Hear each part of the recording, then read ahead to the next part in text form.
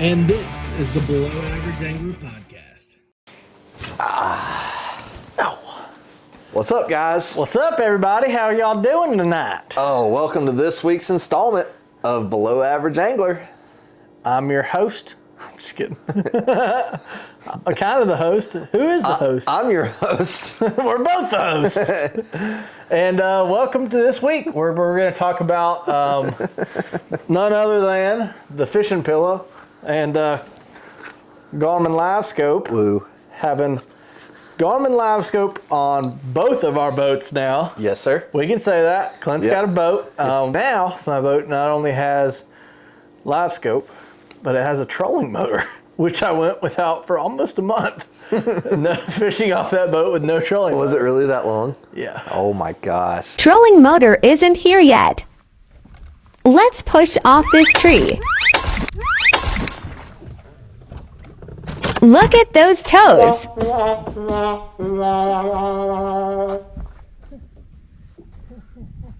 Painful laughter. At least that was on GoPro, but god dang, son.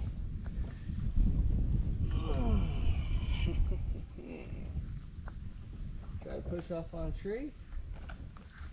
She's a little slick. Lil bit. Ah, my collarbone. Contemplating life. Trolling motor would have been sweet in that situation, wouldn't it? Heck yeah. Yeah, so we're going to be talking about that tonight, talking about the revolutionary change of forward-facing sonar, which a lot of people have talked about on a lot of different podcasts, but we're going to talk about it too, because why not? If you can't beat them, join them. But it's definitely a crazy technology that we have finally gotten to see for ourselves. Through my career, I've been able to see a lot of the technology and being on the back of the boat and seeing it actually work and seeing how these guys are getting so tuned up with it and being able to target fish and see them.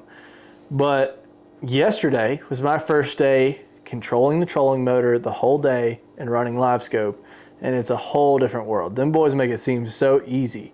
That it's so easy. Like, oh yeah, you just point fish out. If you see a fish in a brush pile, like you catch it, you watch your bait fall down. But no, it wasn't. I didn't catch a single fish off of Livescope yesterday.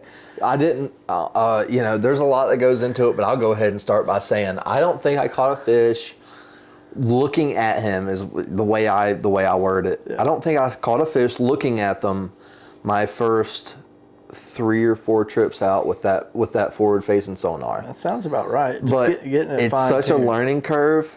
But let's say I've probably been out on my boat 6 times now with it since I've had it in a month. I guess it's less than that. Somewhere in there. No, we got it put on just a couple weeks ago. 2 weeks ago, yeah. Just a couple weeks ago. It's been ordered for a month. Mm-hmm. But ever since the first bite, they have been coming one after another, after another, after another, and it has been a dadgum blast, and we're about to touch and tickle all over that subject. All of the touching and tickling. Touching and tickling all night. Let's cheers to that one. Let's cheers to it. Cheers to touching and tickling. That's Shout out Joe B. What's up? Who's Joe B? I don't know. Okay. I don't know. That's a good start. Doesn't matter. Doesn't matter. Joe B, if you're out there. He's out there. He could be Joe Bronson. What else is your life? Joe Bartlett? Any of them long distance cousins out there? But, so, I mean, shit. What's been going on, though, lately? What have we been up to? Yeah, so finally got the boat spun up. Shout out to Dan for hooking us up from Garmin, hooking us up with our Livescope units and my Garmin trolling motor. Shout out to the FedEx guy for dropping off that trolling motor. And then me taking it straight to Dreamcatcher's Fishing Supply to get it put on. No, hold on. You met the FedEx guy. Yeah. So, and I've done this before with parcels. Yeah. I've run down a UPS man or two in my day. Yeah. But you politely reached out to your local FedEx delivery hombre. And he hooked me up. So where'd you meet him? So I got called. How'd you meet? How'd we meet? I got called earlier in the weekend. It's like, hey, your trolling motor is about to deliver. And I'm like, shit, I'm 3 hours away. I'm downtown. I'm down on Lake Lanier filming a show. We can talk some more about that on this podcast too. And I was like, I'm out of town. I was like, can I schedule like a day that I'll be in town this week, which happened to be Friday of this past week. And so this is like Tuesday or Wednesday they called me, which sucked because I was like, I could have had my trolling motor early, but it's fine. Still shipped out way earlier than they were telling me. They were telling me it wasn't going to be till October 31st before I got that. Anyway, so they're like, schedule a time. So I was like, okay. They were like, yeah, just call us Friday morning. So I was like, okay. So I called him, and then he was like, okay, I'll be coming through Silva. Like, where do you want to meet? Like, where I can pull a tractor trailer through? Because it's on a big tractor trailer. I didn't know Obviously, they couldn't get that up my driveway. So I was like, he was like, well, you want to meet at the Tractor Supply? I was like, that works. That's right beside Dreamcatcher's Fishing Supply. Hey, That's Tractor Supply from Dreamcatcher's Fishing Supply. That's what I was prying at. It's like they're meant to be right beside each other. It is meant to be. Meant to be. We're starting off. I promise we've had like 2 sips of drink and we're having fun already. So it's meant to be because Tractor Supply just opened up, what, a month or so ago, a couple months ago? I feel like it's been around longer than we really realized it's been around. Really? It's probably been there 6 months now. You think it's been there that long? Yeah. Okay, anyway, it popped up out of nowhere and Clint meets FedEx dude. Yeah. There. And the guy, he goes to get the trolling motor off the truck. And I'm like, yeah, man, just throw it on the back of the boat. I had the boat right there. We just slid it onto the back of the boat. I pulled right out the parking lot. Never got over 20 miles an hour with it because I just pulled up into the Dreamcatcher's Fishing Supply parking lot. You can't ask for no better than that. No, that's quick service. Receiving your trolling motor in the mail and having it installed within 4 hours. That's pretty good. That's pretty good. And so we ran into a couple complications right off the bat. Putting that thing on, that Skeeter is pretty alligator narrow up there in the front. Yeah. So weaseling your hands up there, you physically couldn't. So like Mike from Dreamcatchers was running a wire through to get a bolt to go, like a wire through the bolt hole to be able to pull the bolt up into it. Seriously. It was crazy stuff. It was a big speed bump at first, but then he MacGyvered his way through it. It was that tight. Yep, it was bad. And so, and the hardest part was getting the quick release trolling motor bracket that was on it off. And then getting the actual trolling motor mounted on was tough. And then so once we got past that part, I mean, that part took an hour and a half, 2 hours, just getting the bracket off and then getting the trolling motor actually physically mounted to the boat. Who would have thought? And so, but then we got the actual trolling motor on. There's Mike said it. He said there's a million pieces to this trolling motor. There's so many pieces to that Garmin Force. It is crazy how he had much to put it together. Yep.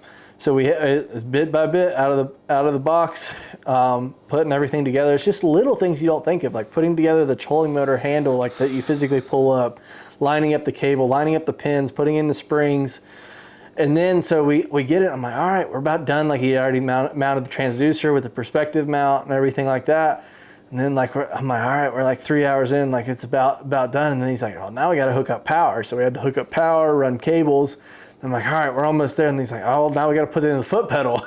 So we put it in the foot pedal. 4.5 hours later, I was rigged up and ready to roll. But it was dragging by, but it wasn't his fault. I mean, he was one man doing one job, and it's a bigger job than any other trolling motor than you'd think. Not just because of the lack of space, but just physically the amount of parts that you had to put together, and then you had to get the remote fired up and do all the pairing and pair the trolling motor to the foot pedal and to the remote. Did you get to play with any of that? Yeah. When you were out yesterday? Some, yeah. So I didn't calibrate my trolling motor to use spot lock yet because you're supposed to do it on a calm day and it was blowing 20 miles an hour. Okay. So calibration, I'm pretty sure I'll take the remote. I'll be like, calibrate now, and then it makes you do a bunch of clockwise circles with the trolling motor. So you're supposed to like do a bunch of big circles in your boat, and it kind of like calibrates it. Cool. With the GPS. So I didn't get to test out spot or anchor lock is their version of spot lock, but very excited. Similar with the graph itself that you sent me that link. I did that the very next day I took it out. Yep. I did it, and it was pretty calm. Do you remember like the percentages in that video Yeah. of like how good of a calibration you got? Yeah. Mine were astronomically higher than that guy. I got like Really? 97% turn quality, Yeah. and then it was like 68% magnetic field picking up. And so like I got wicked. And I mean, I go on my so I made my own little custom split screen, and it's got a little bit of map over here, and I can see my map, and then I've got Panoptics on the right, and it's significantly larger. Yeah. And sure enough, I can see my little fan spin. See, that's a nice little GPS feature wise, it's so cool. that a lot of people don't know about. If you And I don't go marked set a it up. couple brush piles that Yeah. day doing that off of Panoptics. That's cool. Went back. Sure enough, they're right there. Like out from where, I'm looking out. I'm probably 45, 55 foot out. Yeah. I marked a brush pile and idle over it, and it was right there. There's actually, I went down a stretch, and they must be artificial brush piles, or maybe not artificial, but planted there, because there's a line of them. I was idling down this bank, and it's just like boom, boom, boom, Yeah. boom, boom, and they're all spaced pretty equally apart. So like I found a pretty Some juicy crappy little, fisherman out there on Hickory. Shout out to 100. Joe Lingus out there in the tracker. 100%. And Maybe on a and- pontoon. Pontoon loaded down with those some brush. guys, honestly, I haven't seen a ton of like obvious crappie fishermen out Mm-hmm. there. Normally, if I can spot one from a mile away, it's Joe Schmo in a 14-footer, tiller style, and he's got like 2 or 3 rods in the boat, and he's dialed. You know what I Yeah. mean? Like he's got his 100 different flavors of Bobby Garland, and he's out there smacking them. Heck yeah. Like that's the whole deal. Yeah, so talk about the difference with forward-facing sonar, how you're not only unlocking the largemouth, the spotted bass, and the smallmouth, but other species as well. You get to see them. You Yeah. get to see how they behave, and it's almost apparent what they are by how they're set up. And just my limited experience, I'm getting to look and watch a mega school of crappie, like just living. They were the big school that I got on. It was honestly probably the size of this room, and there was a couple of them. There was one big one, probably the size of this room, and then there was maybe 2 or 3 separate schools, maybe similar to the size of your bathroom, Yeah. Still a good or this little area here. Full disclosure, there's a bathroom right there. Yeah. Secrets of Clint's cottage. But it was so cool, like, and I maybe watched one crappie like come up and actually like come up, and I'm like looking at my like 1/32 ounce jig, like seeing it clear as day, and then seeing this crappie shaped blob of color come up, and I feel the boom. And I just lift up on it, like So crappie cool. fishing so much different. But dadgum, I sat on that mega school for probably an hour and a half to 2 hours. I didn't count, but I say I had to at least catch 8, maybe a dozen. I didn't count. It was just like I was just chilling on them, looking at them, and having fun. And there were big bluegill mixed in. The bluegill normally came when I just let my crappie jig fall all the way to the bottom. That's when I caught the one big, it was a big bluegill. And then I caught a couple of spots also down below that school of crappie. But when I was catching the decent crappie, it was always just watching that jig and keeping it above the school. Yeah. And they would come up and out, and there was a lot of short strikes. I caught a couple of crappie kind of in that head meat outside the lip, Yeah. where they'd kind of knock it or something. I don't know what they were doing, but I was feeling the bite. I wasn't looking. I was looking at some of them, but they were just kind of getting hooked outside the mouth. Outside the paper mouth. But there was a couple of them that got it like where I could just barely see the lead sticking out from between their lips. So I'm not a crappie fisherman, and that's kind of how like It's kind of how I came up fishing. We are with crappy fishermen, but we don't fish for crappie. That's like how we came, we all came up pan fishing Yeah. and shit, like having fun. And my grandfather, fished for crappie for food. And dude, like it just kind of brought me back to that. But he was looking at a little, I don't know, Lowrance guy, and it was a depth finder. Yeah. And it told you how deep a water you're in. Might have told you, Yeah. the water temperature, which Yeah. was a big deal. No, and he would find his brush that he planted, and we would just camp out on that brush and pitch slip corks with live meaners, if you're Pepal. Live meaners down there, and adjust depth accordingly until we started getting bites on the appropriate brush pile. And that's what it felt like. Except I'm using, I was actually using a hair jig. It was blue. I wish I had a couple different colors of hair jig to mix up on them. Like they see the blue. I caught a couple like decent size ones. Yeah. Like getting up in that like 9 or 10 inch range, and then the size would go down. I feel like if I had another hair jig, different colors, then like maybe I could keep fooling the larger sizes of them. Yeah. And like just keep changing colors on them, keep mixing it up on them. Yeah. Because that's like a big crappie thing, because how many presentations can you really go for with crappie? People catch them. The first one, the whole reason I found out there was a school of them there is because I caught one on a jerkbait.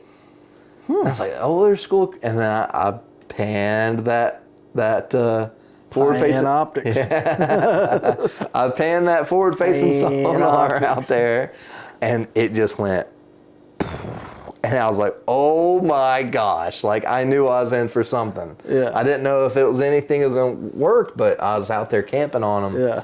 God, it was so much fun. I wish you were out there with me. God, we'd have had a blast. Because we've tried it. Yeah. Me and you've had crappie rods on the boat trying to just mix it up. Yeah.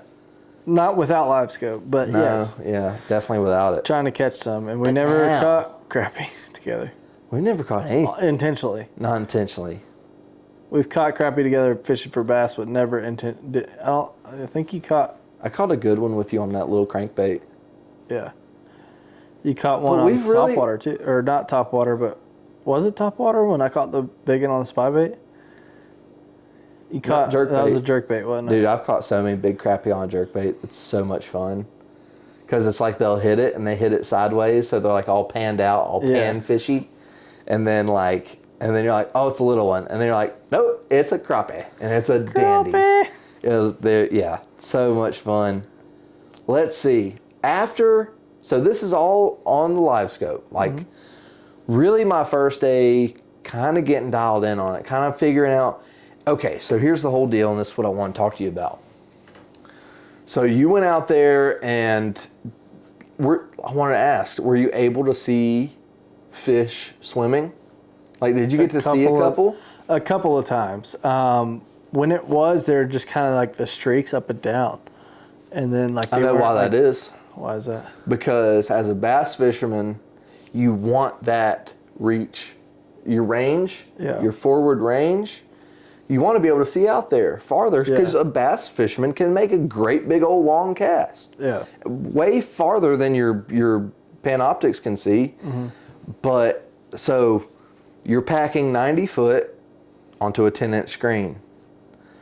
When you get a little more dialed in on those panfish, or you know that you're pitching a drop shot out to fit bass, they start getting elongated to that screen, and there'll be a lot more fish shaped. Gotcha.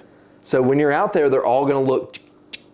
They're going to look vertical stripes. Every actual fish I saw was like, because you're looking far at away. 20 foot depth and 90 foot distance, and it's squishing them down. that makes sense. But then when you start, all depends on how you're fishing. Like, it's a non-stop adjustment game with that, and it's fun, and it's a learning curve. Like, you'll hear me say that a couple of times, but it's just so damn revolutionary. It's so much fun. But I mean, think about it. Like, Like, it you've gets only me been giddy. able to see down for so long, and now you can see out. Like, you can see out with side scan, And that's very beneficial in a lot of areas. But My God. the way When that came out, imagine. Guys were probably like, if you don't got side scan, yeah, you ain't in it. yeah. But I think of side scan. This is a whole different game. Yeah, but side scans, I use side scan more to find structure, and I use down scan more to find fish. Okay. So like as far as like graphing around, I'll be like, oh, there's a good rock pile mark, and then I go drive over it and see if there's anything on it. And like I feel like down scan is more of your. I was listening. It wasn't a podcast. It was a YouTube video. Fish the Moment. Johnny from Fish the Moment was talking about. He's like, think about writing a check. He's like, you're not going to write a check with a marker. He was like, your side scan is your marker. That's how, like, your big, wide span. He was like, your down scan is your pinpoint, because he's like, you side scan over this, you mark your big point, and then you go over it with your boat with the down scan, then you're accurate finding where the fish actually are and seeing the fish, and then turn around casting on them and stuff like that. And he was talking about like how you can think you're on fish, but they're just moving fish, and like you'll scan over a school of fish and you go cast on them and there's nothing there. He's like, yeah, that's because they're not related to anything. So he's like, that's why you go side scan, find structure, find fish on structure, because they're more likely to be there when you're actually casting And them. be feeding there because they live there. They're not Exactly. traveling. Exactly. That makes total sense. So, but then now we get to see everything live in front of you. So you can see those fish moving. It's crazy how much fish move. Oh my God. You do not think about that until you have You live fish. really don't. Like, I never did. I never thought about, like, a fish has to, like, travel and find food. Yeah. Like, he might be up on, who knows what, that's what we're trying to figure out is, like, a day in, Mr. Bass's life. Yeah. And we're getting that much closer Getting close. with technology like this. Like, it's crazy. Close. Because you can physically watch them moving, So- how they're reacting to your bait. That's a big thing. Is like, talk about a whole the nother thing you deal. told me earlier about the striper, when they were like, they went off of it and then they came back on it. I'm gonna come back to that. Okay. But real quick, you were talking about using side scan, down scan, and then a whole nother world with Livescope. Mm-hmm. I have been limited to my graph, my single graph, 8-inch graph on a console for so long. Yeah. How long have I had that? 3 or 4 years? Me too. I mean, Yeah. So Very similar. I've been limited to that for so long, and I've made it work to where, well, I never used it as much as I should have. yeah. I was always like, of course, this is going to tell me where I'm at, Yeah. maybe what's underneath me. But as far as staying in that area, No. like there's no way I could use my single graph, mark a single brush pile, get out of my seat, turn the graph around on my ram mount so I could see it from on the deck of the boat, Yeah. drop trolling motor, reposition myself and make an accurate cast on that brush pile. It's implausible. Yeah. It's possible, but it's probably not going to happen. Yeah. But so what's unlocked it from, or what has just opened my eyes so much recently with this is I get to use that now. I get to use that graph on the console now. Yeah. I'm out there graphing around looking for stuff, because then when I drop that trolling motor, I get to see what's happening. Exactly. Not after I turn my graph around and hopefully I hope I'm making a cast in that right area of where a brush pile was, or a rock pile was, or a transition. Exactly. Like, no. I'm looking at that transition. I'm looking at the fish either sitting on it or above it. And you're looking at them live. And you get to, okay, and now full circle. See how they react. Yeah. Big story. I've caught 2 striper my whole life. One of them was on my lake. The other one was in a river.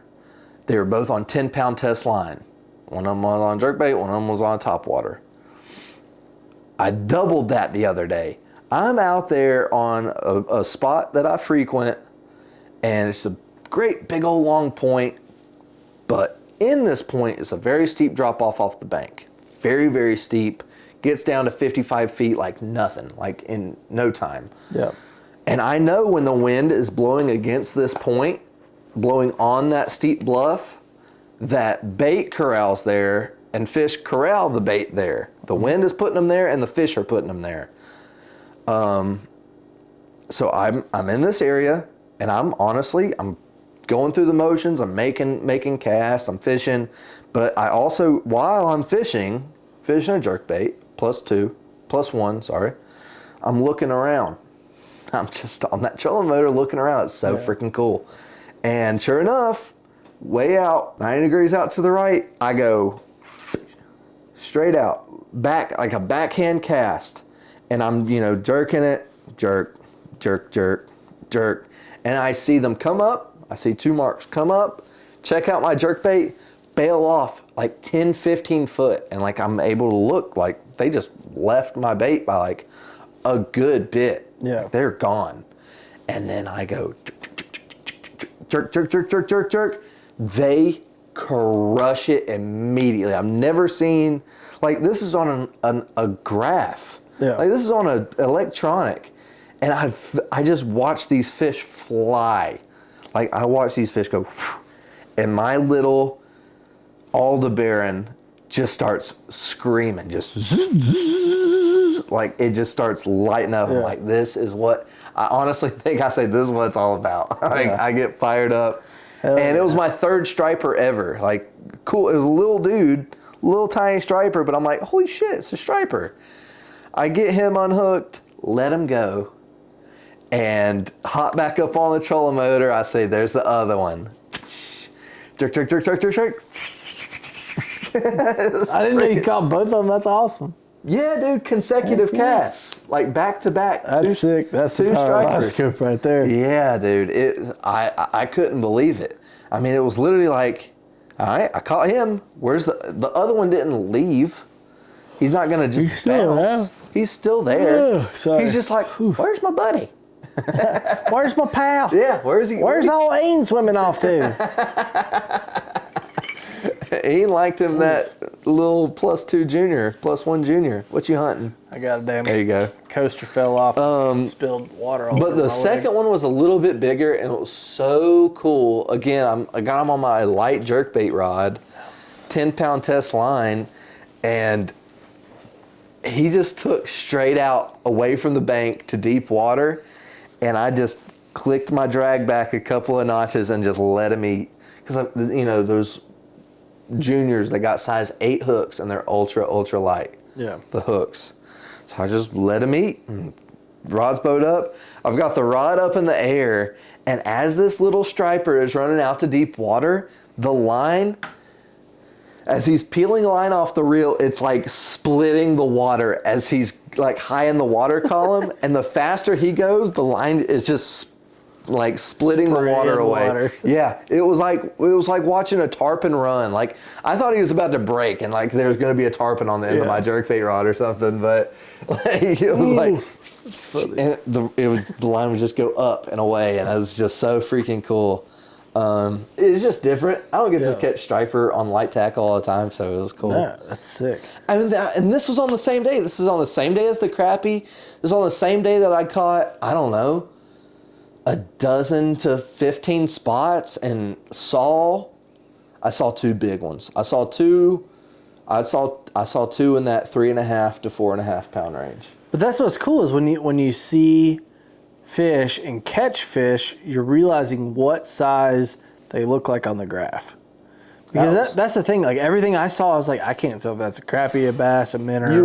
You will, and I'm not there yet. I'm not to the point where I'm like, okay, that looks big on my screen. It's probably big in real life. Of course, I've seen marks on that screen that I'm like, yeah, that's a big fish. That's not like while I was crappie fishing, everything else looked, like a little crappie. And then I'd see some stuff. I'm like, whoa, that could eat like 3 of those crappie in a bite. Like, it could have been a carp. Yeah. It could have been a big old mama bass. Who knows what it could have been down there hanging out. But you get to see them. Like I said, I'm not good at that yet. One of them was a follower on a glide bait. It was a big spot, 3.5 pound spot. The other one, I was hooked up with a smaller, little 12-inch spot. Yeah. And a great big old mama come off that brush pile. I mean, I haven't seen a spot that big in a couple of years. I mean, it was and she wasn't. I mean, she was right there next to my boat, hanging around this spot. I was trying to get my crappie jig to slap down in front of it, but I couldn't get it undone. And by the time I did get the crappie jig undone off the pole, the big girl had already, looked at me a couple of times and bailed off. But I saw her. Yeah. I'm going to go back and try to catch her. But that's the thing. It's just area. like breaking down these puzzle pieces even faster. The efficiency factor is insane. All these guys that fish Lake Chateau close to us, like their fishing tournaments, when those fish are on brush piles in the summertime, they'll pull up to a brush pile, scan it, make one cast, and leave. Because like if those fish aren't there and they don't see the fish pull off that brush pile, then in regular times or without Livescope, you're going to sit there and fish that brush pile for 30 minutes trying to get a bite. And if you don't get a bite, you're like, oh, well, they're not here. After 30 minutes, now you can fish it in 2 and be like, oh, they're not here. Let's go to the next one. Your efficiency just increased by 28 minutes. Like, that's crazy. Now, what you just touched on, I look at a little bit, well, you said it, but the way I look at it is a little bit backwards. I look at it as in that day, at that moment, you just eliminated water. Yeah. Which is just as important, if not more important, than targeting key water. For sure. Like getting rid of shit in the moment is like a weight off your shoulders. Oh, for sure. And even in just the a if fun factor fishing, is gone. Yeah, the if factor. There is no if. In fun, even when you're fun fishing, not in a tournament, you're like, I don't need to fish here. I'm wasting my time. Yeah. Had my mother on the boat. I'm like, I don't see anything here, and she laughed. She's like, okay. I was like, there's nothing here. Like I was like, look. Did you see anything? She's like, no, but I was like, then there ain't nothing here. Yeah. There's no bait.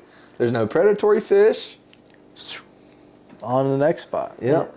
And that's what's cool. I mean, you're It's so cool. increasing your love it. efficiency. I'm excited. The more you look at it, like you're gonna I haven't gotten to like really play with it yet. Like you're ahead of the ball on the Livescope. I can't wait to get a call from you, and you're gonna be giggling. You're like, I just caught a mama off of my graph. Like I've watched her eat it. Yeah. That's the first bite I got. Where all right, I'll give you a little walkthrough of my first bite on Livescope because it was so funny. It was a little dink spot. It was so cool. I was like desperate for a bite. Get the drop shot out. Of course, if you try and catch spotted bass, you can't go wrong. And I see, that's a fact, right? I see little bloops, and I pitch out. I'll touch back on what I'm about to say. I pitch out to where like the distance right now is a big thing. Like, how far does that cast need to be? Yeah. And honestly, a little bit further of a cast will help you out a little bit. It's better to be too far and reel it in than be too short and be like, all right, I got to make another cast. But so I pitch it out, and luckily enough, I mean, if the fish are down here, I'm like here, and I watch my drop shot go down. Let's say my drop shot goes down a quarter of the way. The spotted bass is a quarter way off the bottom. Once it reaches that distance, the spotted bass sees it and they meet in the middle. If it's in 20 foot of water, they met in 10. I didn't feel a bite and I just reeled down on them. It was so dadgum cool. Like I was like, I'm sitting there, I'm looking at this screen, I go, I watched him eat it. Reel. I was like, I watched him eat it. I'm squeaking over here, like freaking out. It's so cool. It's like a topwater bite. Yeah. But underwater. Yeah. We're watching blow-ups underwater, son. Blow-ups underwater. That underwater mine stuff. Remember Finding Nemo and all that shit blowing up underwater, son? That's what it looks like on the Livescope. I said that the other day. I was like, one just came up and sniffed the butt. I touched the butt. That's what they said in Finding Nemo. And little Nemo got gone after that, huh? Little old Nemo. Nemo got gone after he touched the butt. He did. A lot of us get gone after we touch the butt. I was waiting for that one. No. Jokes. It's all fun and games around here. Oh, shit. But Livescope, man, it is crazy. And the competitors with Active Target and Hummingbird's new Mega Live, I've seen them and I've seen Livescope. I've seen Livescope a lot more than those, the newer competitors. But what I have seen from the competitors, Lowrance is pretty dang close to Garmin, but not quite. But you got to think, Lowrance has only been in the game a year, and Garmin's been in it like 3 or 4. So like, I feel like Garmin's always going to be a step ahead of them. Humminbird has really struggled to catch up, I feel like, from what I've seen. But they're still working out bugs and glitches, and Hummingbird's going to be where Livescope is in probably like 2 years, 2 or 3 years. Think so? Like, I honestly think they're just that far behind, and that's okay. It's totally fine. And I mean, if anybody can say this, you can say this because you love your birds. I love Humminbirds, and like I want to run Humminbird. I would run Humminbird everything if it made sense, but it just doesn't for me. Not right now. Not right now. But so, and that's the main reason I've got the setup I've got on my boat right now, is I'm trying to take advantage. And like, everybody's like, oh, I've got one of everything on my boat, but they've got a 12-inch unit of everything. And it's like, that is the best of everything, yes, but I've kind of got that on a smaller scale now. Yep. So what I chose to go with, my boat came with Lowrance HDS 9s. I sold one and I kept one. So I kept one Lowrance 9 on the console for my mapping. I like I think their mapping is great, and I love their 2D. I think their 2D is super clear, very fine, like loads super fast, looks good. The graph is a little slow between like changing between chart and 2D, but if that's all I'm using it for, I typically use it split screen, and that's fine. So I have a Lowrance 9, and then under that, I have a Humminbird Helix 7. Could it be a Helix 10? Would I rather be a Helix 10? Of course. But is that like financially responsible right now? Not really. And so I've got a Helix 7, and that's mainly designated, honestly, I use it as another map. So I have, I'll split screen it when I'll actually full screen it when I'm running with map, having 2 different maps. And I mark most of my waypoints on my Helix 7 just because I'm so familiar with the layout of Helix 7, marking waypoints, everything on Humminbird. I'm so familiar with it. Like Lowrance, I haven't really marked a single waypoint on it, even though it's got my mapping and everything. I'm mainly using it for the mapping for the contour, and then all my waypoints are on the Humminbird. So I've got my Humminbird Helix 7. It's mainly for my mega side imaging. You do have a chip? The Lowrance might. It's got a lot of like topo in a lot of different places, which has been cool. The Humminbird has got some and then not others. So I don't think I have a chip in either one. I think it's what's come stock. Okay. But a chip could definitely help. But I think Humminbird by far has their side imaging, I think, is still the best and will always be the best as of right now. Speaking as of right now. But I love it. I found so much how crispy it is. No, I found so much good shit like rock piles and stuff. It looks cane like piles. You can see cane piles on it, which is really hard to see on any other competitor's graph. That's what it looks like. The side imaging. Yeah, it's like you got binoculars down there, down there in the water. Maybe your binoculars are doing this out to the side. Yeah, exactly. But then also like researching up on really how to use these electronics has been huge. I've been putting in a lot of hours, especially while I'm on the road, like listening to podcasts talking about how to use your graphs efficiently and what to do with your graphs to really be efficient, and learning like side scan. I didn't know this, that the black and then the gold. So like if you're typically like your standard side imaging color of like the gold amber. So the black space, so your side image, you can say you're reading out to 120 feet on either side. Well, your black space all the way to the gold, that's your depth all the way to the bottom. So as soon as it hits gold, right there at that spot is right below you. So so it says, what did you think it was? I don't know, in the water column right beside me or something. I don't know. I didn't know. Wasn't educated enough. Never really used it.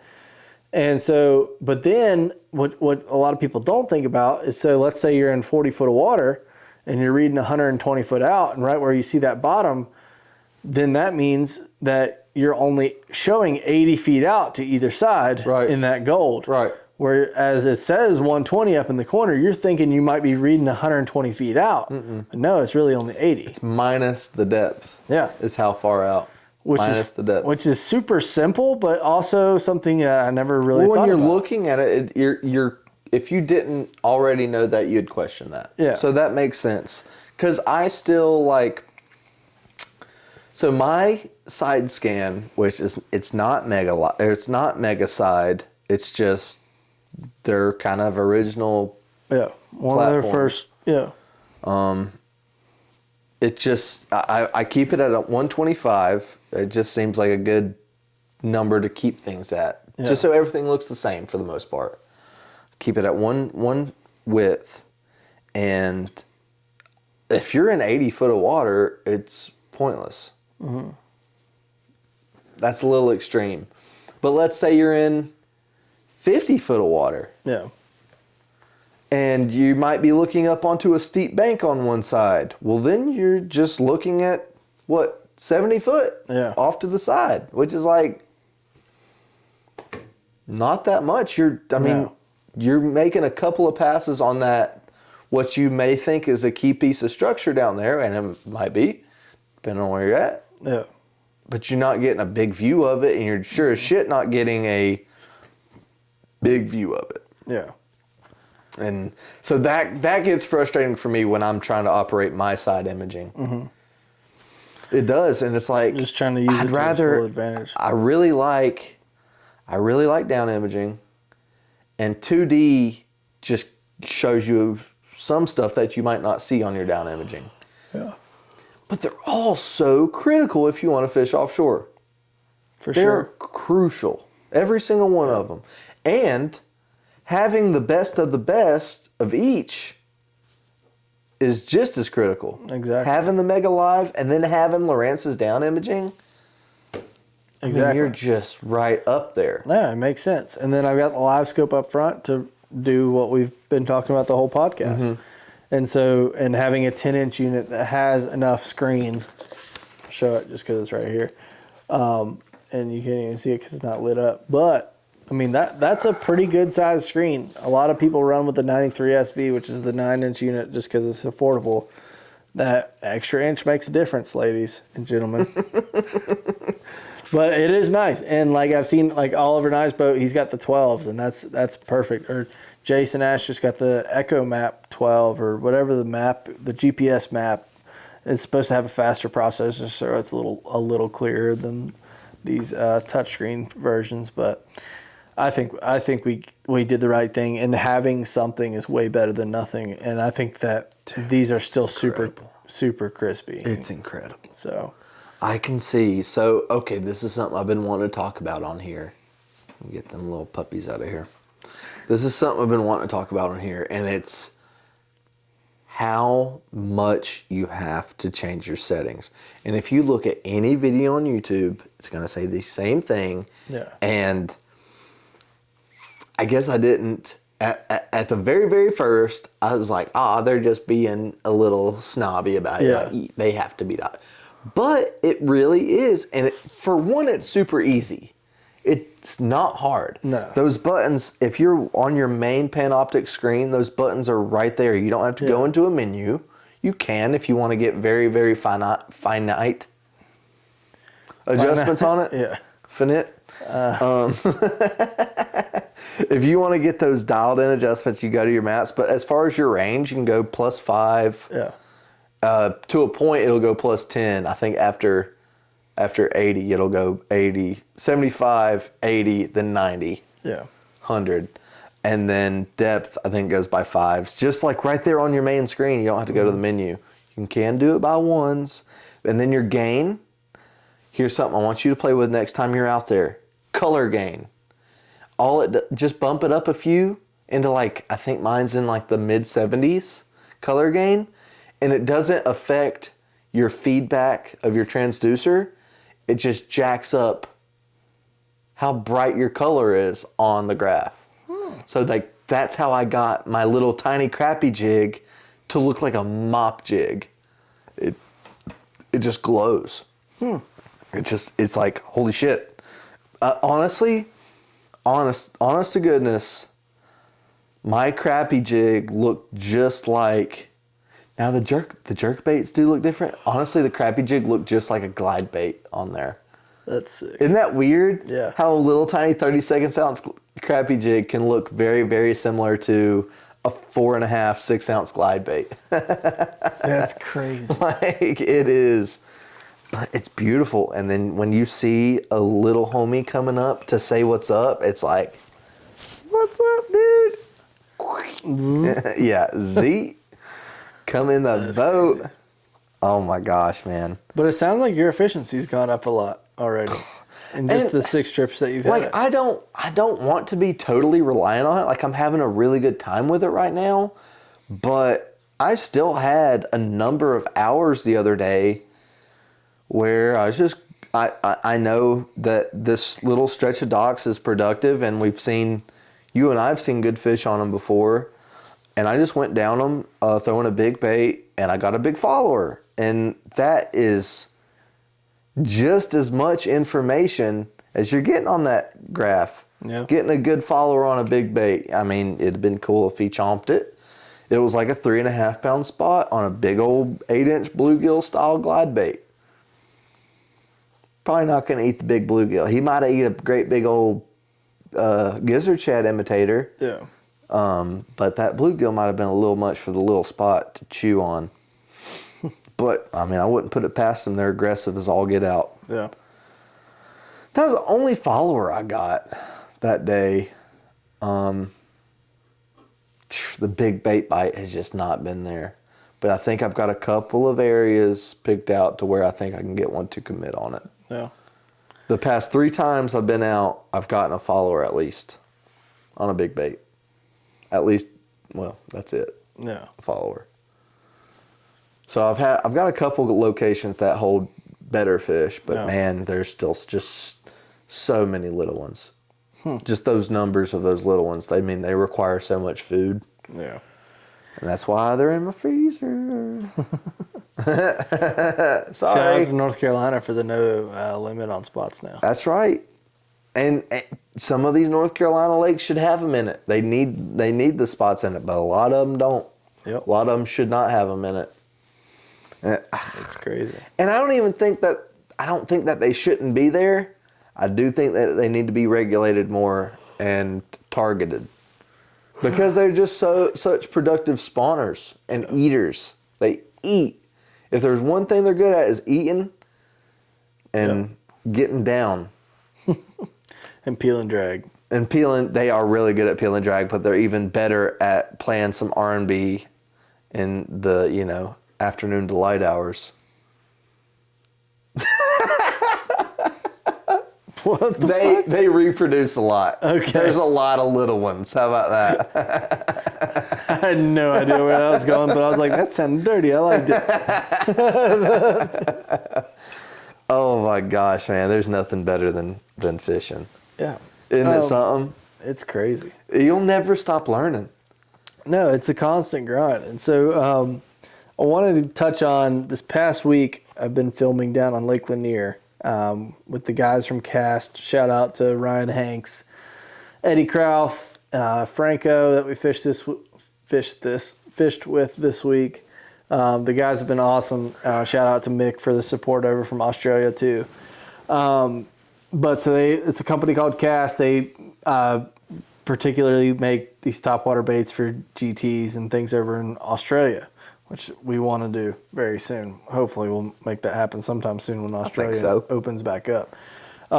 Anyway, so they made this bait that they call the OG herring, and it is a walking bait. It's a dipping bait. It's a stick bait. It's a you can call it whatever you want. Top water. It's a top water. It's a floating plug. Floating plug. That would be the best. It's a floating stick bait. Yeah. I think that's the best way to describe it. A float, because it can do so much. You can do so much. Honestly, you could just about crank it like a crankbait. Yeah. And it's it'll stay down a little bit. Slap a bill on that thing, You don't even need a bill. I mean, honestly, I haven't had a ton of luck on it. I've had some attention on it so far, but I just love. There's no wrong way to fish it. Oh, for sure. That's what I have so much fun with a bait that doesn't have guidelines. Yeah, it's nice. It's cool. And we'll roll some footage of some action of that bait that I got from this past week. But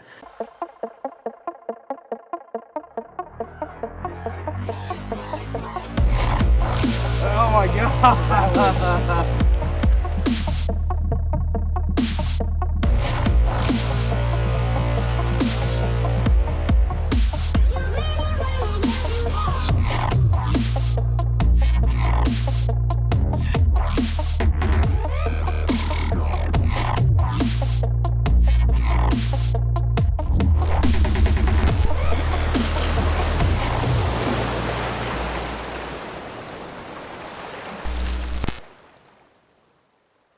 What I really want to touch on, though, is on the topic of Livescope, what these guys are doing.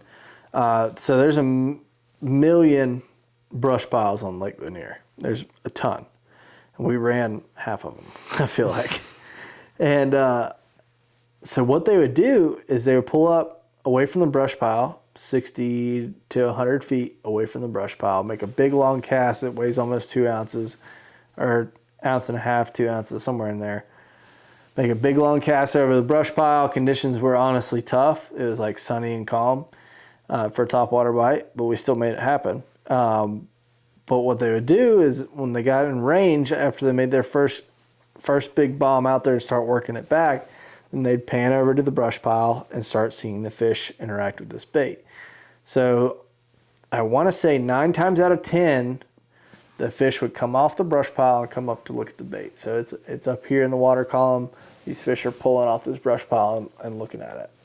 And almost, definitely by their second cast, that school was already pulled off the brush pile. And if they didn't eat, if they didn't commit, that school followed all the way back to the boat. A large school? Large school. Almost 9 times out of 10 off every brush pile we hit.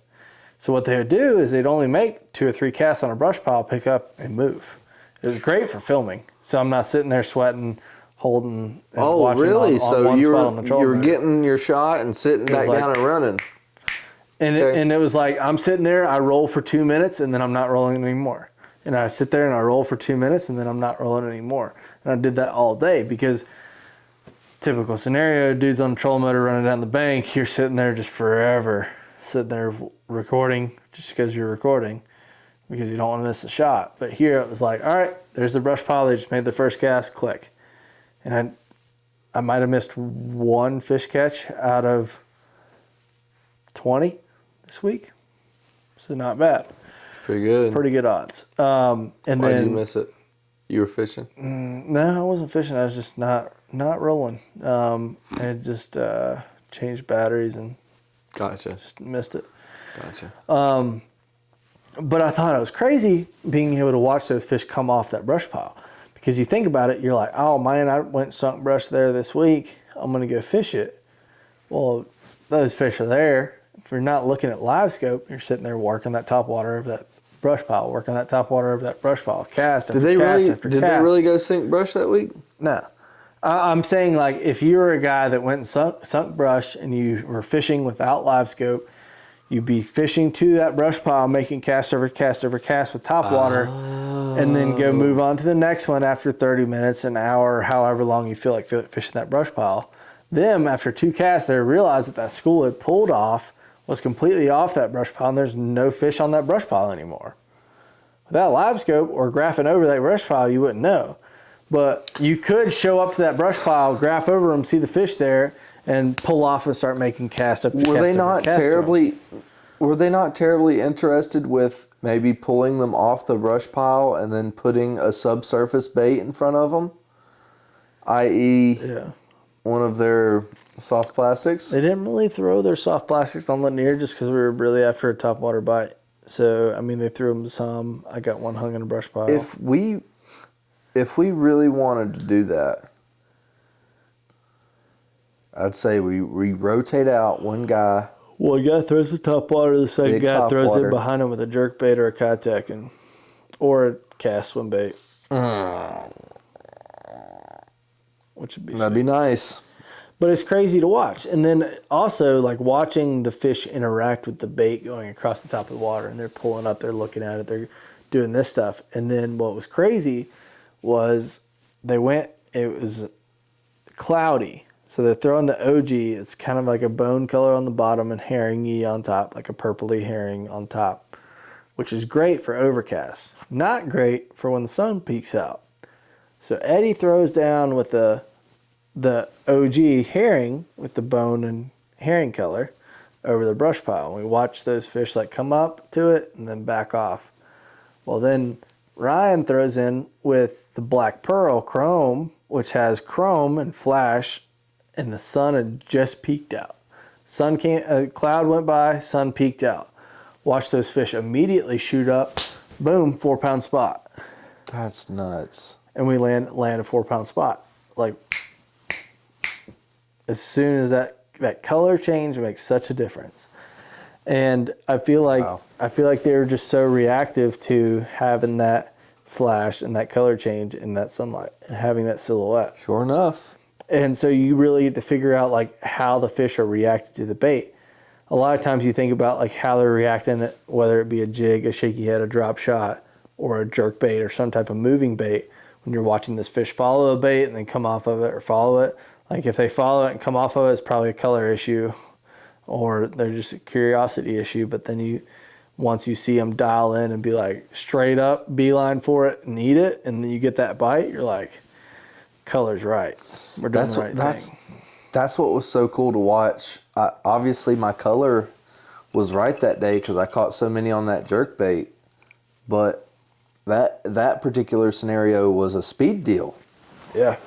Which, like, you would think an easy meal would be what these fish are after, but maybe slow and easy meal isn't necessarily what they want, you know? Yeah. So it's like they probably got too many of those floating around. Maybe faster looks more realistic. Yeah. Maybe they just want to be pissed off and chase something. Yeah. Especially when you're talking about spotted bass and stripers. I feel like they come from the same breed a little bit. Yeah. That just angry. Yeah. And we caught stripers doing that too. Like I caught my first striper in schooling fish, but I saw 2 fish come up, cast in there, and it was like skloosh. I thought I was hooked up to a 5-pound spot the whole time. Wouldn't that have been something? It would have been sweet. Wouldn't you love to catch a spot as big as that striper you caught? Oh my God. Wouldn't that be amazing? It'd be crazy. Oh my But gosh. if anywhere's got them, it's Lanier. Lanier is the next freaking hot spot. It's going to be the next spotted bass lake that's in bass magazines and stuff. I feel like it already is, though. You think it's there. still getting better? You think it's on the uptrend? Really? What makes you think that? Those fish are only getting healthier, and there's more and more bait than there's ever been. Like it's like they're eating and eating and eating and growing and growing and growing. And I feel like there's only been, from talking with guys that have been on that lake for a long time, like Eddie Krauth, who's lived there for the past 15 years. Like he's like they're only getting fatter and bigger, and there's only more and more bait every year. We're seeing more bait in places we've never seen bait. And he said the fish are just on them and eating. And when those fish, I mean, you saw it, when those fish blow up on Lanier, it's not your standard blow up. That's what I told Shane. I was like, dude, these fish mean business when they come up. These fish, they're not coming up to... They're not sipping. They're not coming up to take a slurp of a herring. Yeah. They're coming up to get a meal. Yeah. And then go back down and hang out and be fat and happy. Yeah. Because they are fat and happy. Yeah. God, those fish are and man. just the power that you witness from 150 yards away. Mm-hmm. You can see a blow up from a half a mile away on that lake. Yeah. And I did. And I'm like, and it's just this boil of just steaming evaporated white water. It's just like like a it's like flash. if you were to skip a hockey puck through the water. That's what it looks like. It's like if you skipped a dadgum shark over the surface of the water. Yeah. Because you just see fin and like head wake and then just white. It's like crazy. just it is so cool. I've fished a fair amount of spotted bass lakes compared to your average feller. Yeah. That's, down in the low country. Yeah. We've got a lot of spotted bass lakes up here. And I've seen spots school a lot. I've never seen them school like that. Why? Yeah. I mean, is it just that good of a... Do you think it's the size of the fishery? You think it's the size, current? Like, why is it producing that bait and then in turn producing that quality of fish? Is it the water quality or just all the above? All the bait I've seen them feeding on is big too. Yeah. Something's got to be making them big though. Why is it so fertile? Why does that sound dirty? I don't know. It's a question for our biologists that's watching this podcast. Yeah, none of them. Yeah, I know. them highbrow fellers that's watching this one. I don't know. It is crazy, but it's definitely on the upswing. That lake is doing good. So y'all don't go down there because me and Ian want to. And there's no fish there. What are you talking about? Yeah, don't ruin our whole. Oh my goodness. All the fish are on the north end though. Yeah. I've only been there once. I have no idea where the fuck we were. I was completely lost out there, turned around sideways. I can't even find the ramp we put in on Google Maps. Nah, I probably couldn't either. I can't. I put a good 15 minutes into it. I was like, I Googled them and there's none of them look like the ramp we put it on. No. Little national park ramp thing. God, heck. You are a yawn. I've yawned like SOB. 17 times this podcast. You want to take a quick break? Guys. Quick intermission? Yeah, quick little intermission, then we'll get wrapped back up, fired back up, and... And we're back. We are back, ladies and gentlemen. A brief intermission after an hour is pretty nice, you know? You gotta... That's how you know you're ranting. Yeah. That's how you know you're fired We're rocking up. and rolling. Typically, we take an intermission after 30 minutes. I say typically, we've done like, what, 7 of these? 8 of these? I think so. We're on a roll. So, getting back into it. So we've covered Livescope. We've talked about the new trolling motor, some of the stuff fishing for spots this week, multi-species, the whole aspect of that. Just all kinds of different things, but I really think it's just going to be learning and dialing in this forward-facing sonar. Dude, we have only scratched the surface. Yes, we of have what so this much technology more to go. is capable of. Like, I've already had such a good time on it, and we've not even touched real big fish season yet. No. When it gets cold and these fish get lethargic and you get to soak something in front of their face and know that it's in front of their face and watch them ease their way up to it, I think we're going to have a pretty dadgum good, like, late fall and winter. For sure. I mean, even like it's dragging... nothing's for sure. No. But I've got a good feeling. Yeah. But I mean, even up to Ian's favorite thing, as in throwing a Huddleston. But I mean, imagine being able to see a 7, 8, 9, 10 pound fish following a bait 40 foot out and see him interact with that in the wintertime. You don't know how big it weighs till it hits the deck, right? Yeah.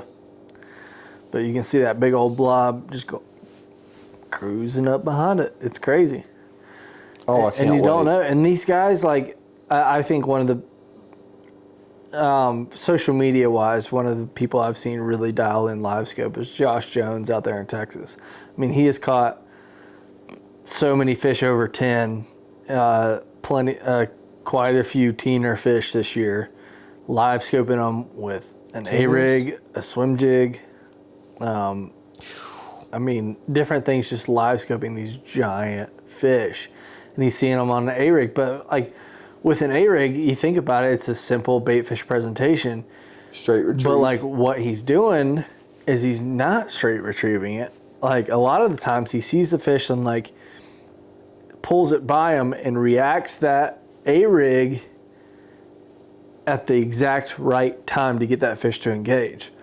Because typically, like, you'd be like, okay, straight retrieve, like, real twitch, whatever. But you could be sending that A-rig past that fish, do your standard reel twitch, and you're not by the fish. Or you can do that one reel twitch by the fish, you get the fish kind of interested, and then you straight retrieve it all the way back, and then that fish doesn't give a shit anymore. Gotcha. But what he's doing is he sees them, he gives them that twitch, he'll drop it down, they'll follow it down, he'll pull it back up, he'll twitch it again, and then boom, they eat it.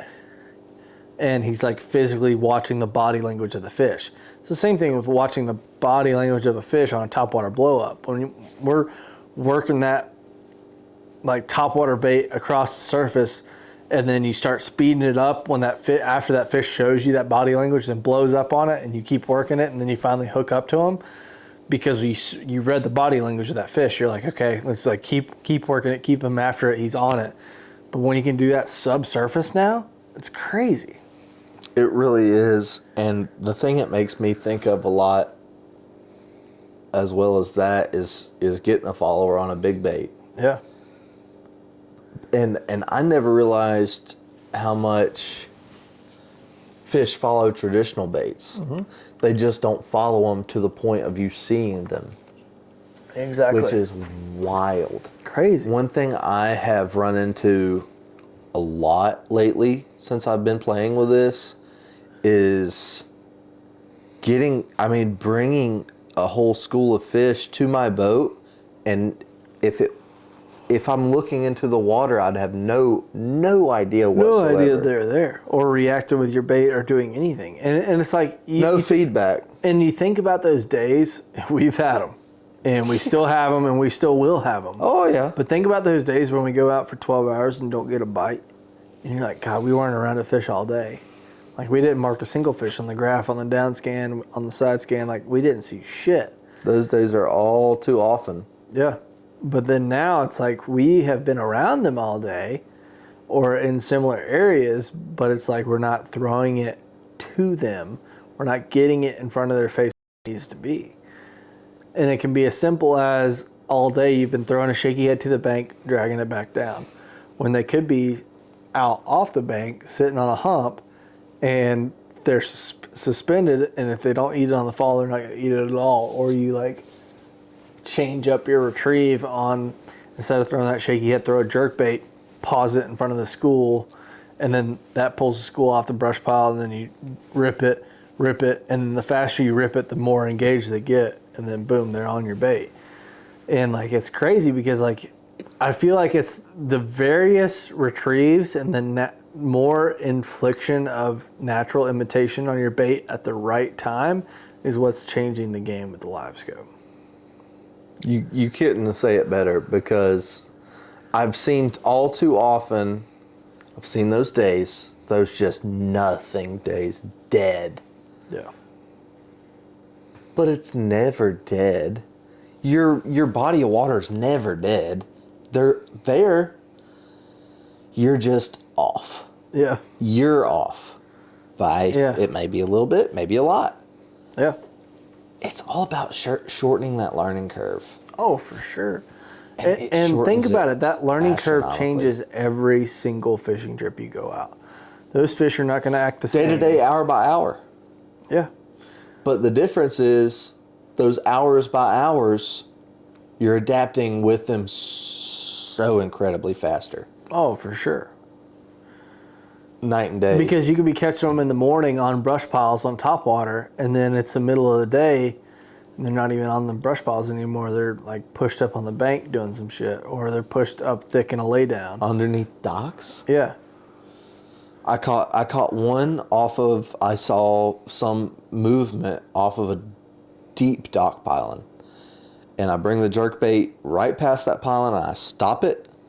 And dude, I literally watched my line just go jump. Didn't watch the fish eat, but I watched it jump. Yeah.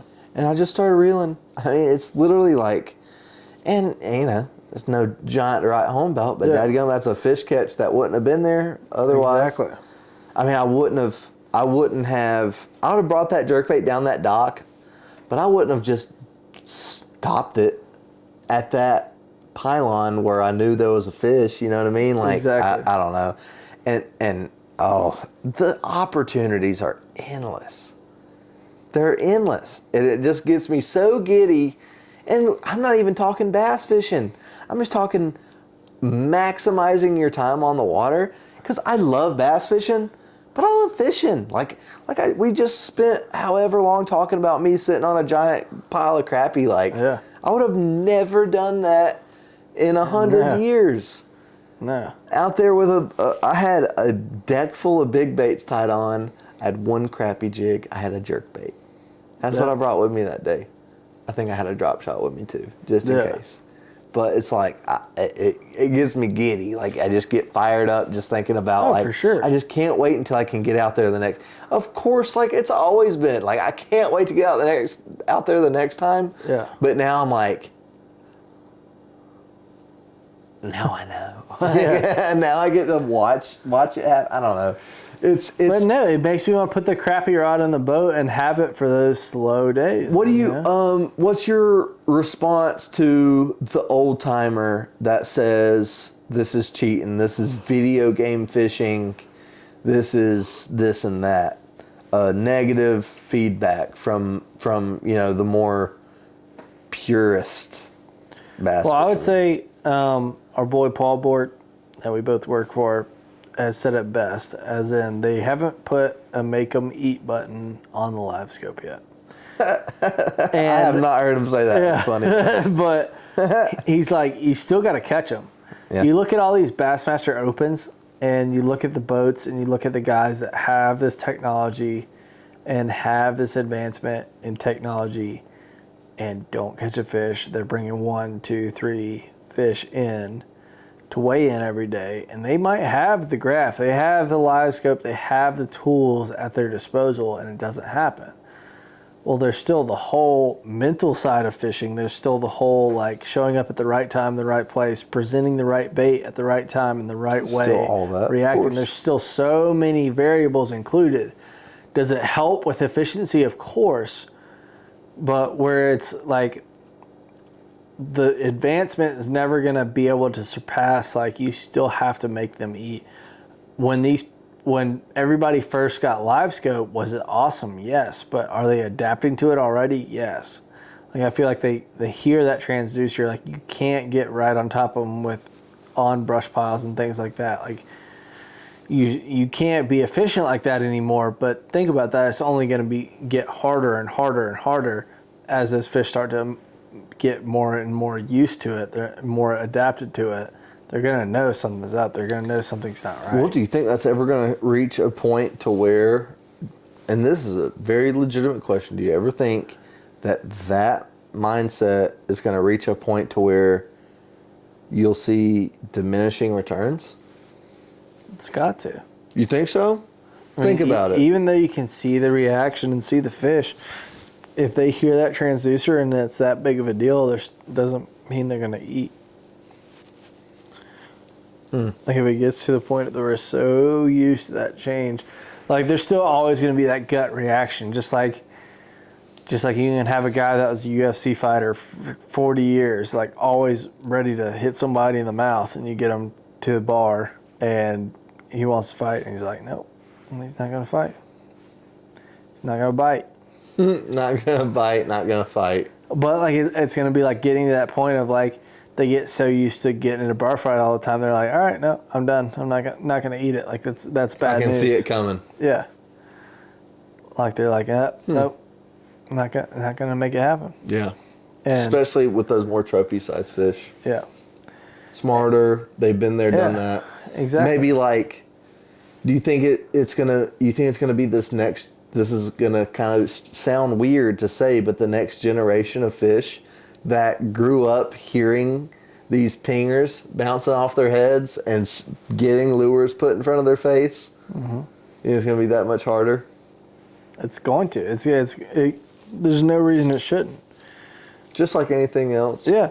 But, I mean, look at how we've ruined bites before by just conditioning the fish. Like what? So, the biggest deal, I think, is, and we're getting pretty saucy here, we're getting deep because it's towards the end of the podcast. You guys that have stuck around and are still listening can hear about our juice. But Lake Glenville, I think, is the greatest example.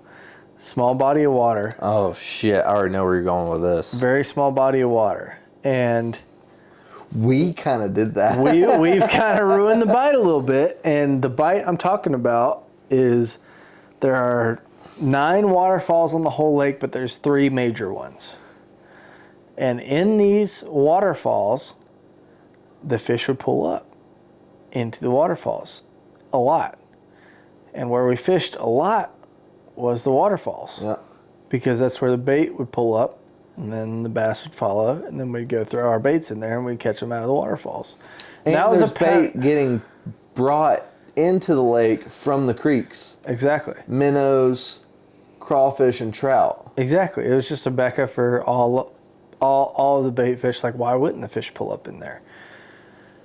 But the more and more we fished the waterfalls, this year was an eye-opener for me, realizing that, like, when I was going from catching almost 5 fish a day out of waterfalls.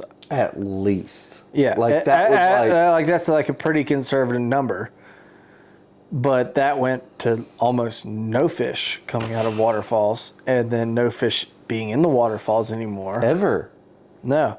I think I've caught like 5 fish total out of the waterfalls this year, compared to where it used to be almost every trip I was catching 5 fish out of a waterfall. And Or one. Yeah. And so it was like, I feel like we've conditioned those fish to where they're like, okay, we're going to get caught if we're in the waterfalls. Or there's better things like, let's push out. Let's not keep going here. Bad things There keep happening are every time we're here. plenty of places on that lake for a fish to thrive. Mm-hmm. But dadgum, man, that was a good one. Yeah. Where they could just find an eddy behind a rock, Yep. one of those big rocks, and just sit behind it and wait for stuff to go over their head and come up and eat. Yep. Wait for that, half-ounce jig to come, float with the current and then land and stick like a crawfish would. Yeah. Come down through that current and find its way to the bottom and grab. It's like... Yeah. Yep. Yeah. Great reenactment. Ian Freeman, everybody. But no, it's crazy the conditioning they've had, and like fish are going to get conditioned to Livescope. I mean, you can already see it on brush piles and things like that on Chateau.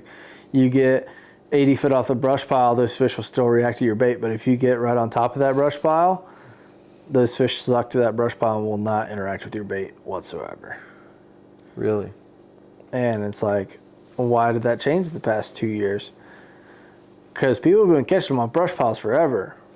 But why, when you catch the fish 80 foot off the brush pile, are they more likely to eat and spread out and floating around the brush pile? And then as soon as you get closer, they tuck in tight to that brush and they don't bite. The only variable that's really changed is having that Livescope transducer up front, pinging and pinging and pinging. I mean, but do you think that guys without it are... Okay, this is playing very closely off the last question. Yeah. Do you think eventually guys without it will be more productive than guys that are running it? Potentially.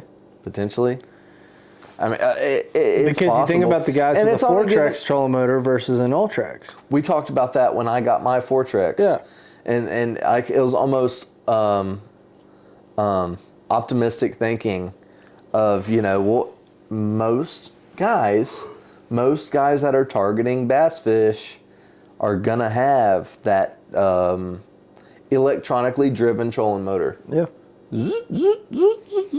But those with the cable driven might have more. Might of an have that advantage. little bit of an edge of silence. Mm-hmm. They'll still hear the motor, but they won't hear the zzz, zzz, zzz, zzz. And that first generation of Ultrexes, and heaven forbid a dadgum Tarova, Yeah. that gave off a lot of, that made you cringe, didn't it? Makes me cringe too. And Kodo but Tarova. that gives off a lot of vibration Yeah. for that lateral line to pick up. And I've read articles when I owned that trolling motor and while I was shopping for mine about how if you're gonna fish offshore, the electronically driven trolling motor with spot locking capabilities, what do they call yours? Anchor lock. Yeah, anchor lock, yeah. It's gonna be the better option.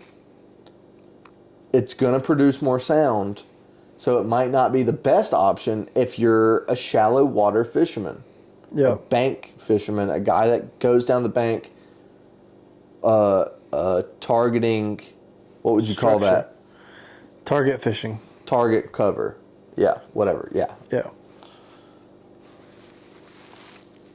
I don't know. I fish offshore in the wind. Yeah. Man, I was catching them really good the other day, and it was super windy, and I'd catch one, I'd let the wind blow me away from the cover, the brush pile, and I'd unhook them, get a picture, and let them go, and then I'd trolling motor my ass all up way back up to where I was fishing. You know what I mean? So it's a give and take, and that's with anything. You gotta weigh your pros and cons, and right now all the pros are all the positives are in that deal right there for me, because I've just had such a good time with it. I've had so much fun. Dude, look at it. It's just pretty. What other graph is that thin? Let me see it. I know. Super thin, and the quick release mount is super nice if you know how to take care of your graphs and put them away. Well, bring them inside. Exactly. Don't leave them outside. Yeah. I mean, I'm so fortunate that I keep my boat in a garage that's locked and dry and pretty much air conditioned. But I mean, if you keep your boat outside, just quick release that bitch. Put it in your backpack. Yeah. Bring them inside where it's warm. Talk sweet to them. Yeah. Give them some hot cocoa. Don't let them drink it. Yeah. Just let it be near them. Let them be warm. Oh my gosh, dude. I love that thing so much. Oh, that's crazy. And it's not the end all be all, but it is. In my brain, it's almost its own technique. It's a drill versus a screwdriver to me. Okay. So far. Let's hear a little bit more on that. Like, I think that as far as pan optics, a screwdriver is going to get opposed to man optics. Yeah, yeah. I've used the man optics joke quite a lot because I haven't had pan optics for a very long time. Now that I have it, it's awesome. But going back to the whole screwdriver thing, like, it's like the screwdriver is going to get the job done. You're down imaging your charts, and your side scan is going to get the job done. Like, you can still catch the fish. You can still do it that way. You can still do it without electronics in general. That's your screwdriver. But where this thing has been a drill is it's made getting the job done so much faster by being able to just. I wanted to say like be more efficient than like, but I think about screwing in a nail. It's like, well, how else am I going to do it? I can do it faster. Screwed in a nail in my life. I haven't either. Fucking carpenter over here. Call me Carpenter Cletus. Jesus Christ. But the efficiency status is all I'm talking about. Maybe that's a bad metaphor. Do you think it's actually possible to fish offshore without any electronics? Yeah, we've done it way too much. Not consistently. Not very successfully though. I mean, it's kind of hard to. I don't see how you would. I remember when unless you're literally just dragging a Carolina rig off points all day. We know a man that does that. Catches teeners. Ron Meyer's been catching some bigs this week offshore on the Carolina rig. If Ron doesn't listen to this, I'm gonna be butthurt. You'll be like, I don't know what a podcast is there, Ian. You're moving a little too fast for me, bud. Yeah, Ian's pretty bad for those podcasts. God, if Ron Meyer's listening to this podcast, I'm sorry you heard of that little that little 1-2. That was a little zinger, Ron. You're gonna surprise me. It's out of love, brother. Yeah. It's out of love, man. He spanked our ass on the Carolina rig. Yeah, and we're just jelly. Oh, peanut butter and jelly. I've still got the bait he gave me because I tied on a Carolina rig that day. What is the little? Some type of little beaver. Is it Zoom? It's not Zoom. I think it might be Zoom. Zoom or Big Bite. I don't know. It's a weird color. It's weird. Like black with red and gold flake. Yeah. It's a weird color. It's just an old timer color. Black. You getting sleepy there, dude? Bo? I can't stop yawning. I'm not that tired, but I have been up at 5 a.m. almost every day this week. But I'm actually serious. I believe you, but why? I'm filming all week. Oh, yeah, I forgot about Trying that. to be out there first light. Shout out to First Light. Y'all want to sponsor this podcast? Y'all make some good hunting clothes. Do they? Keep us warm. Yep. I just ordered a new hoodie from them. I just got it. It's a thermal merino wool. Kept me nice and toasty until it got way too toasty. A hoodie outside deluxe. for it. Yep. Hoodie deluxe. It's about hoodie season. Yep. I We're mean, getting into that fall transition, ladies and obviously, it's a gentlemen. little bit past hoodie season Yeah. by 2 You months. capitalized on that 8-inch hoodie season. That was like a hoodie day. Yeah. But we're about to start chunk. I've got one. I actually summoned one from my collection that stays in my little bait locker. I summoned one to kind of stay in the boat for the rest of the year. It's a yellow perch color. Solid. Yeah, just something to reel around. I've been throwing the battle shad more, just because I need one to eat it. I've got 3 or 4 of them, and I still haven't connected on one. I think I got thumped on it once, but I don't have a fish to show for it. It's a tough game. Yeah. The straight retrieve swim bait game, I mean, it's got to be dialed. You really, that game, you got to be at the right place at the right time. Yeah. There's no making a fish react with a soft bait. I mean, there is. I've heard people say it, just absolutely if you got bit and you missed it, absolutely yanking on your rod and ripping a soft swim bait like a fluke or something. Yeah. I've heard people doing it. Well, that's out of frame, but with the big mag draft, turning, if you rip it hard enough, you turn it into just like a big fluke and it'll dart off to the side. And old Matt Allen talked about that one time. He's like, you can make them react, but it's tough, and you got to really whomp on that rod, get that, pretty much for the mag draft, get the tail to flatten out straight and just turn it into like a big fluke. He said he's only done it once or twice. This is a video a long time ago. But I was like, yeah, there's no way I can pull that shit off. Oh my gosh, man. All right. Well, I think it's about time we wrap this thing up. It's getting to be that time. You got any other talking points you want to hit? Only talking point that I've got to say is it don't matter what's on your boat. You just got to get out there and cast. Exactly. You don't have to have forward-facing sonar. You don't have to have any of this stuff. You're still going to be able to catch them and go out there. And maybe one day you're going to be it's going to be more efficient to have nothing on your boat. But just being that bare bones. And honestly, I have kind of strived for a middle ground, which is, a little bit of this, a little bit of that, a little bit of nothing. A little bit of 40 horse. 40 horses cooking you 40, down the yeah, lake. damn straight. And just that, I don't know, man. There's something magical about bare bones basics fishing. Oh, for sure. And just you get that little extra excitement, that little extra tingle when it's just you in the water. For sure. It might be, and you get that little extra reward from shit conditions. Maybe not shit fishing conditions, but maybe you're cold or you're hot or it's windy. Exactly. Pelting rain, and you get that fish that makes it all worth it. And that's all that matters. Oh, yeah. Is getting out there when it's maybe you might not want to be out there and making it happen. And that's where the real magic comes from. So, yeah, for sure. Yeah, we might get hung up on this for a couple of weeks, but it's all fishing, dude.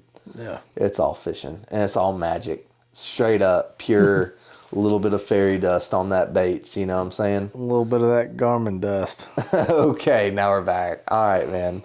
Dude, it's always been a fun time doing this. Always is. Thank you guys so much for tuning in to this episode of The Below Average Angler. Please check out our channel on the YouTube. Check out our Instagram page at The Below Average Angler Podcast. And we'll see you sometime soon. Give us a comment, give us a like, check out our new videos. Go back and watch some of our other podcasts. We've got some good stuff out there. Go watch us flop around on our first few podcasts, and then you can watch us here in a couple of years. Be Boom, boom, boom, boom, boom. Knocking Boom, it out. boom, boom, boom, boom. Knocking it out like we're almost 10-4. as efficient as Livescope. But love you, brother. Love you, man. Y'all be good. Peace out.